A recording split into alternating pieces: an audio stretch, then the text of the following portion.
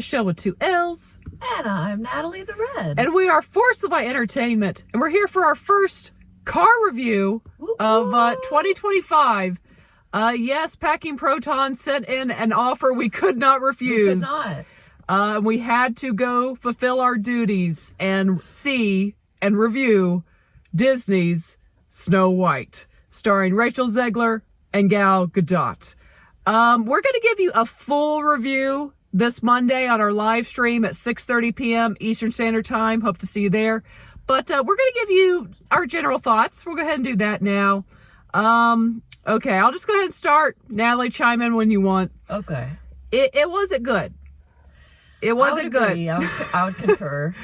It was, and honestly, I really mean this. It really was not. I see some critique of like Gal's performance. I see, people feel the way they do about Rachel Zegler for reasons.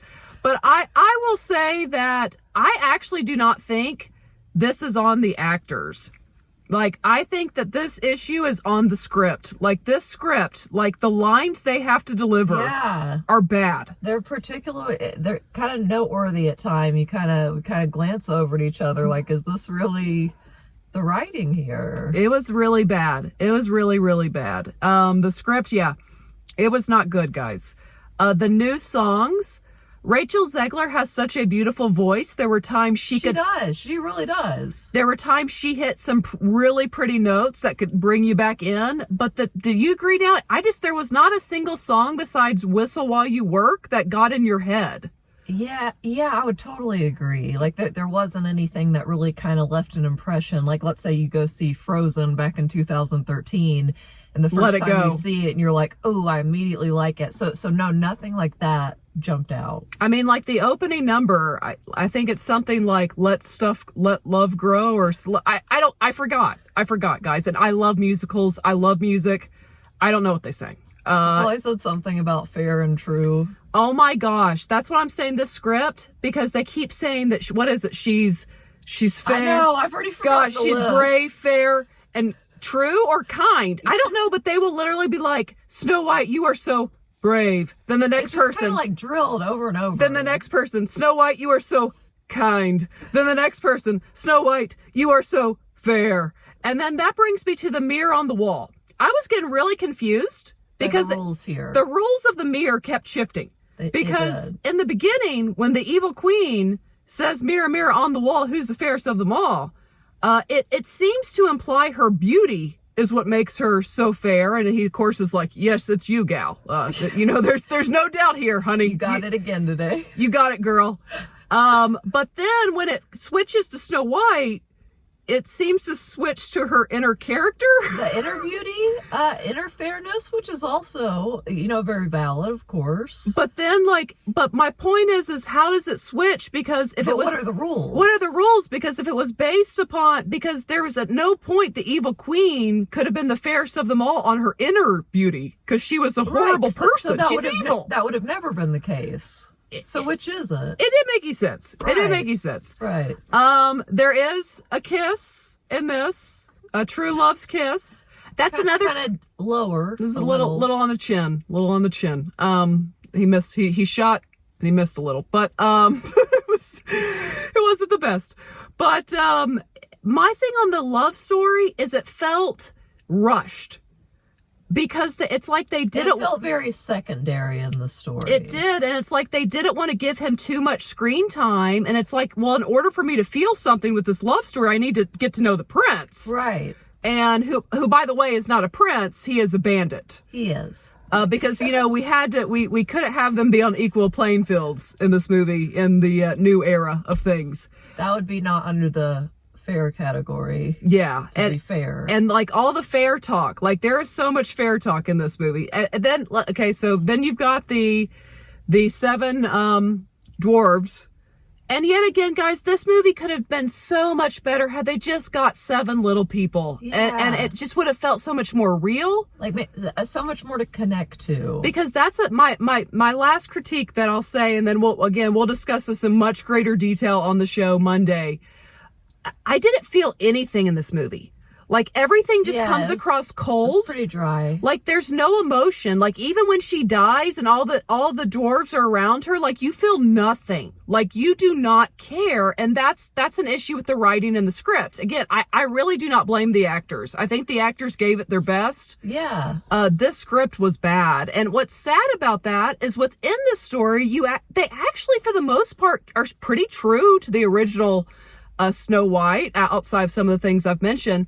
But, and like, what's sad is like that original story, there's a reason why it's endured. Like it's actually a cute story. Yeah. But yet somehow it was a huge deal, you know. It was a big deal. It was a really big deal. It was a big deal. But somehow they take a really great timeless story and it's like, it comes across flat. I don't know. It didn't have it. And again, I really genuinely blame the script. Had there been one killer new song, maybe that could have really changed my score on this. But right. Like, cause we do love a musical here at Force of Life. We do. You know us. We do. We're very open. And again, Rachel Zegler has a beautiful voice. She does have a lovely voice, for sure.